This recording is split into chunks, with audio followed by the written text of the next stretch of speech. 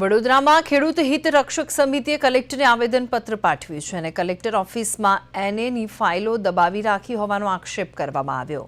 200થી વધુ ફાઇલો પડી રહી હોવાના આક્ષેપ કરવામાં આવી રહ્યા છે અને છેલ્લા કેટલા સમયથી ફાઇલો પડી રહી હોવા છતાં નિકાલ નથી કરી રહ્યા। નીચલા અધિકારીઓ કામ નથી કરી રહ્યા અને અવારનવાર ખેડૂતોને હેરાન પરેશાન થવાનો વારો આવે છે।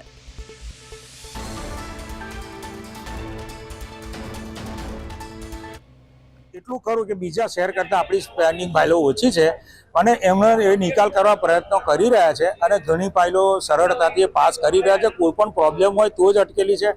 પણ હજુ જે 200 પેન્ડિંગ ફાઇલો છે એનો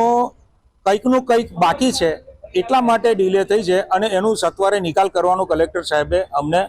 પ્રોમિસ આપી છે કે જેમ બને એમ જલ્દી થઈ જશે। ઘણી વખત એવું બી બને કે કલેક્ટર સાહેબે સહી કરી હોય પણ નીચે ફાઇલ સ્પેન્ડિંગમાં પડી હોય તો એ પણ અમે રજૂઆત કરી, એ કલેક્ટર સાહેબનું ધ્યાન દોર્યું છે અને